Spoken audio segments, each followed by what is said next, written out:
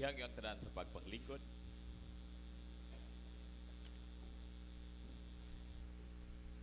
Karon ang ikaupat nga Domingo sa Kwaresma. Ug dugay-dugay nagay ko nga katungtong na nga pulpito, siguro pwede ta 5 ka oras karon. Atong bawion. But anyway, I've been long time nga wala makaalagad kaninyo tungod sa daghan kay nga buluhaton nga angay nga buhaton.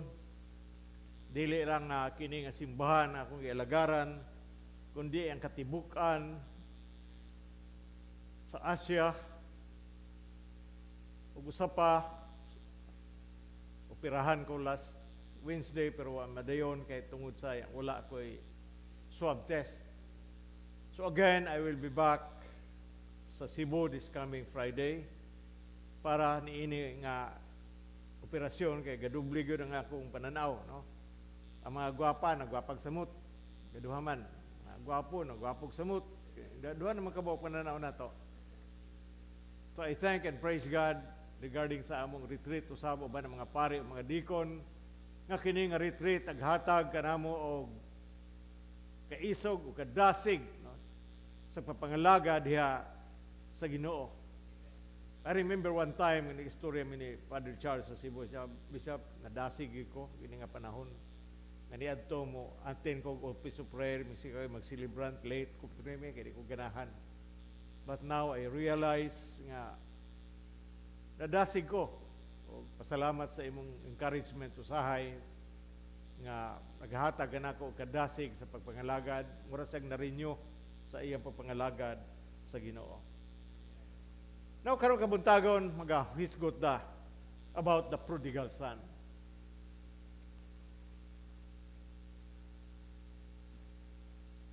Duha ka klase nga istorya. Usa ka manghod ug usa ka magulang. In Luke 15:11 to 13, may padayon si Jesus pagingon, dihay usa ka tawo nga may duha ka anak ka lalaki. Usa ka adlaw niya ang manghod miingon sa iyang amahan, tay hatagi ako sa akong bahin sa katiguyunan, busa gibahin sa amahan ang iyang katiguyunan tali sa duha niya ka anak. Tanawa ra ning mga anak ka. Nangayo na. Supposedly, ang tradition is mamatay sa ang hingtundang, mamasay sa ang ginikanan, ayha tamag, bahin-bahin. Pero kini nga bata, nangayo na. No? Tapos, pipila ka adlaw, gibaligya sa manghod ang iyang bahin o milangyo siya sa layong dapit diin. Giusik-usikan niya ang iyang salapi sa mga kahilayan. Remember, 2 sons. Ang manghod, usa ka anak ka disrespectful. Og he was demanding sa iyang bahin sa katigayunan. Wala man lang niya hulating mamatay ang iyang amahan. The younger son is saying, ako ni. Kwaon ako ang akong katigayunan while nga ako batanon pa og buhi. I don't think nga ako mahan mamatay dayon dugay pa ni mamatay. Right now, gusto nako nga akong gamiton kini nga salapi, akong enjoy ang gitawag nato nga inheritance while I'm still young. What good is the inheritance? Niingon siya kung ako tigulang na. In Luke chapter 15, verse 12, awaton na ninabasa. Sa magasugod ta,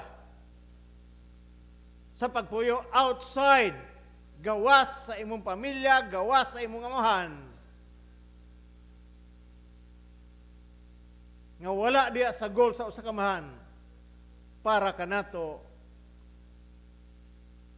nga kitang mga anak, we try to live independently sa Ginoo and we live according to the world. Pag-usik-usik. Gipili niya ang kalibutan over his father. Giyon sa man pagbayad sa iya sa kalibutan. Cruelty. Na mga batanon karon daghang kay barkada. Mga sakit, hapit na mamatay. Naabay usa ka barkada nga niadto dito, nagabuloy ug naghatag og kwarta. Kamo mga batanon. You have a lot of friends. Lipay-lipay, hugoy-hugoy, mintras na apay kwarta. But when you are dying, naabay usa nga inyong barkada nga mounong kanimo sa imong sakit.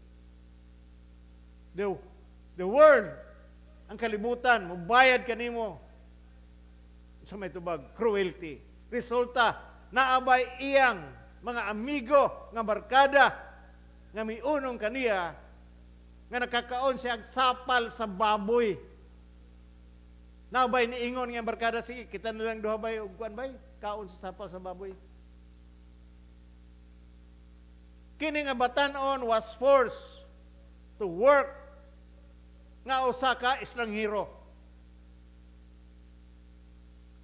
Sa ilang balay, sa iyang pagbiya, before siya nagbiya, he was a son. Usa siya ka anak nga lalaki. Kini nga panan-awon, nag-emphasize kung unsa ang sala nga mahimo sa atong kinabuhi. Those who reject the Father's will. Kung atong i-reject ang kabubuton sa Ginoo ug ang iyang gusto kanato, na may daghan karon ingon nga parehara bitaw ta miski wala ko diha nga simbahan kay nagtudlo magyapong misa pulong sa Ginoo. Yes, pareha nagtudlo ta sa pulong sa Ginoo, but mao ba na ang kabubuton sa Ginoo sa inyong kinabuhi? Nga sige lang mong panudlo diha nga wala magani mo lineage kung asa mo gikan. Ang right of ordination yun naputol. Yes, we agree. Agree ko ana mga butanga. Nga nanudlo gyapon mo kay usa ang pulong sa Ginoo. I agree. But it's not the will of God. Kabubuton ba na samahan pareha sa gihimo ni ini nga usa ka batan-on nga gikuha niya ang iyang kabilin, kabubuton ba na sa Ginoo. Ang sala promises us freedom. Naghatag ang sala o kagawasan, but it will bring slavery. Mahimo tang gitawag nato nga ulipon. In John chapter 8 verse 34, si Jesus mayong kanila, sultihan ko kumo, ulipon sa sala ang tanan nga makasala. Ang ulipon dili kanunay sakop sa panimalay, apan ang anak kanunay sakop sa panimalay. Amen ba ta, anak? It promises success na ata sa kalibutan murag maayo kayo. But in the end, kapakyasan. It promises life. But the wages of sin is death. Romans chapter 6 verse 23. Kay ang bayad sa pagpakasala mao ang kamatayon, apan ang gasa sa Dios mao ang kinabuhing walay katapusan nga anak kang Kristo Jesus nga atong Ginoo. The young man human sa kalisod nga iyang hiaguman. The young man changed his mind sa iyang sitwasyon, sa iyang kaugalingon, and admitted that he was a sinner. True repentance involved ang atong will, ang atong mind, ang atong emosyon. In verse 18, makita nato sa atong ebanghelyo, nganingon, busa mo pauli ako ngadto sa akong amahan og sultihan ko siya, tay nakasala ako sa Dios og kanimo.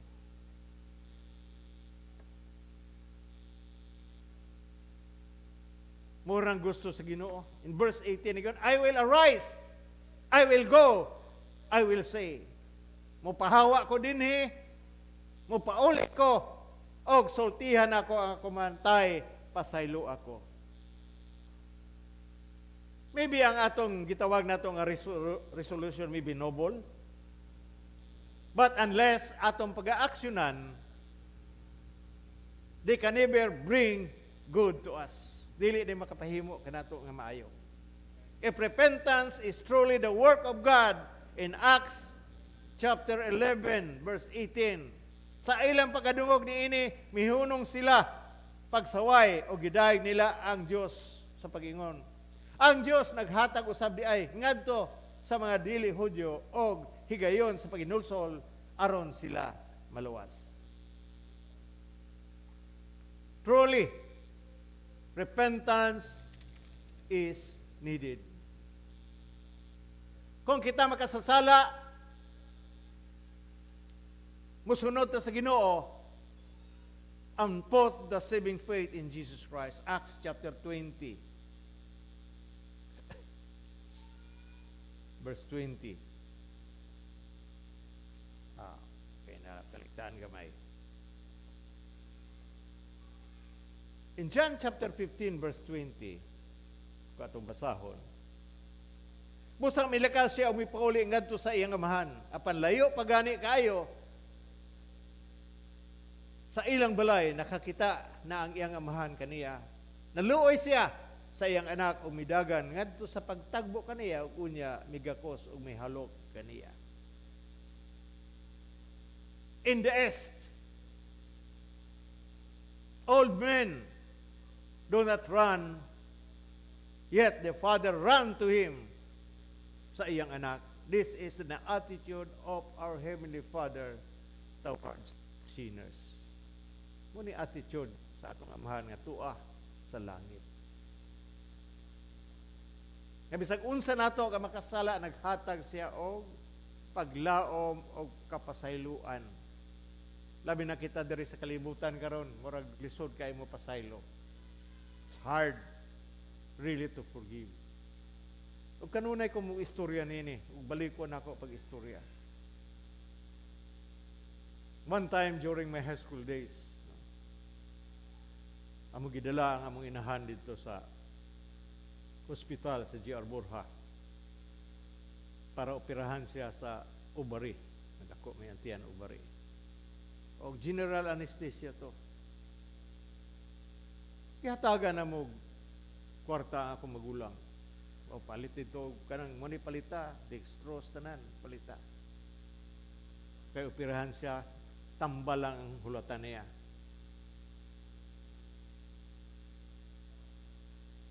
Naghulat in taon may pila ka oras, pero wala gyud tambal nga niabot. Giunsa man ni ang tambal, gisugal.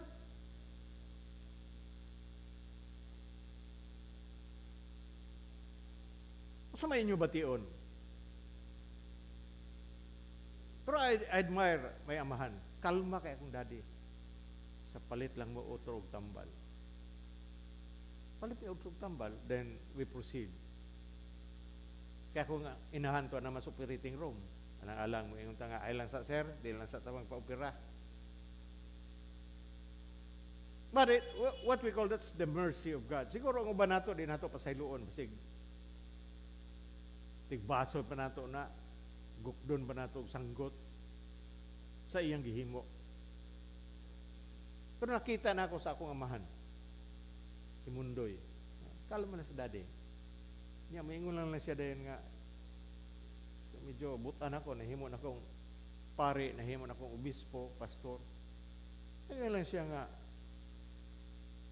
John, unsa magyud nga klase nga demonyo nga nang nasa imong igsuon? Powerful siguro kaya na, power. Ikaw wala na power. Nadala lang yun siya sa iyang desire, no? Sa iyang weakness, sa iyang kinabuhi. Siya lagi. Bisag unsa na naghihimo ato akong maguwang. Naa kanunay akong daddy. Nahimo tong aser sa Suertres. Magkuhag kwarta ka nagpusta. Daw may kinakadaog man. Wa man din i-remit. So ako na daddy nagbayad. A lot of things. Gisugod na niya namo siya og palit og pisa sa among jeep niya dong unang panahon. Wala makauli. Ni diretso dito sa Manila, gibaligya, gipakilo ang kwan, putaw. So naay mga sitwasyon nga ngani. Pero gidawat ba siya sa akong amahan pag uli? Yes. No dadi nga asar ka to imong baguang, kan pamuli ra to. Taon man ni uli. Walay laing question. Nga uban ako magigsuon suko kayo, gaya na magsuko. Okay ra na. Sagdi lang na siya. Dili ta magpadalaan ang mga butanga. Kay kung kwarta na, makita ra gihapon nato ang kwarta. Now, sa ako nang gingon dito sa Old East, dili gyud ang ngayon nga ang usa ka tatay mutabo sa iyang anak. But this is the attitude of our Heavenly Father toward sinners. Kita tanan makasasala, aming bataana. Agud niya ata diri simbahan kay nakasala tang tanan. Nag-ingon ang pulong sa Ginoo, kung ang usa ka tawo miingon nga wala siya sala, siya bakakon. Aming bataana. Ingna yung tapa, dili ka bakakon. The father never permit the younger son to finish his confession. Wala manggaling gipatiwas sa amahan nga pasayloon siya. The father interrupted him, forgive him, gipasaylo, and ordered the celebration to begin. Verse 22. Apan ang amahan mitawag sa iyang mga sulugoon, dali, mingon siya, dada nga ri, ang labing anindot nga biste, o isolob kaniya, solobi usab siya, og sing-sing sa iyang tudlo, og sapatusi siya. Pero naigsoon, ang magulang nga igsoon na ay nahimo nga maayo sa iyang amahan in the society. He worked hard, always obeyed the father. Kini nga magulang nga gitawag nato nga brother is almost a saint. Santos sa Ginoo kay mayman. But Jesus taught two greatest commandments, to love God and to love others. The elder brother wants his younger brother. Gusto kini sa magulo nga idil pag-ayo kini nga manghod according to the law. Pabasa na to sa Deuteronomy 21:18 to 21. Kung ang anak nga lalaki nga gahig ulo og masupilon og kanunay dili motuman sa iyang ginikanan og dili lang gihapon musugot bisan sa pag silot siya, ang iyang ginikanan may katungod sa pagdala kaniya ngadto sa hukmanan at ubangan sa makadugkuan sa syudad sa iyang gipuy-an. Unya suginla niya ang mga kadagkuan sa nga ang maong anak niya gahig ulo, masupilon, masukihon, palahubog, og dili musugot og suguon. Verse 21, unya, batuon siya sa tanang lumulupyo sa siyudad hangtod nga siya mamatay. Morning silot, morning gusto sa usa ka magulang. That the younger brother was dealt with the law. There would have been a funeral. Dili unta pista ang nahitabo sa pag-abot sa manghod, kundili funeral kamatayon. So ato ni nakita, dili ing ani ang gitawag nato nga ang Ginoo. In Psalms 103 verse 10 to 14, dili kita niya silutan sumala nga angay kanato ami bataana. Usahay man ito ang Ginoo di mo tubag sa mga panggam kay pulpon mangguko daghang ko kay sala. Sa may giingon ani, dili kita niya silutan sumala sa angay kanato. But the consequences of sin ato ginang madawat. Dili kita niya paninglan sumala sa atong mga sala og kalapasan. Sama sa kahabog sa langit, ibabaw sa yuta, mausab kadako ang iyang gugma kaniya, nga may kahadlok og pagtahod kaniya. Sama sa gilayon sa sidlakan, gikan sa kasadpan, mausab ang gilayon sa pagwagtang niya sa atong mga sala, aming batana. Opposite, dili gyud na magtabo. From east to west. Sama sa maluluyon ang usa ka amahan ngadto sa iyang anak. Maluluyon usab ang Ginoo kanila nga nagpasidngog kanila. Nasayod siya diin asa kita gikan. Nahibalo siya nga kita gikan sa abog. If we are out of fellowship with God, we cannot be in fellowship with our brothers and sisters. And conversely, if we harbor unfortunate attitude towards others, we cannot be in communion with God. In Matthew chapter 5, verse 21,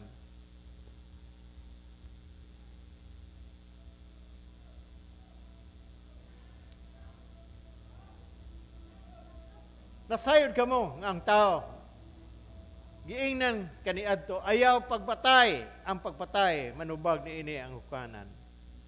Apan karon sultihan ko kamo, nga ang masuko sa iyang isig kitao, dadon ngadto sa maghuhukom, o mahingalag kuanggol sa iyang isig kitao, manubag ni ini ngadto sa labang hukmanan, o bisan kinsa nga muingon, nga buang ang iyang isig kitao, malagmit, nga mahihaatong sa kalayo sa impyerno.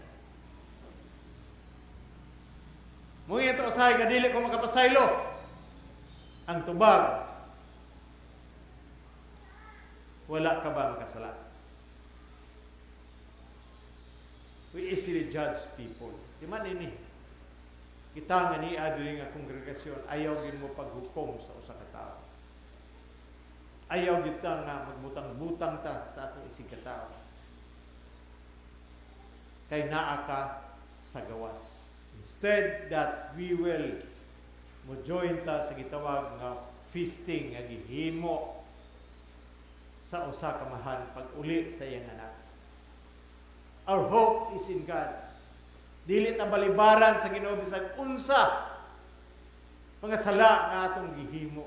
Walay sala niini nga kalibutan nga wala gipasaylo sa Ginoo.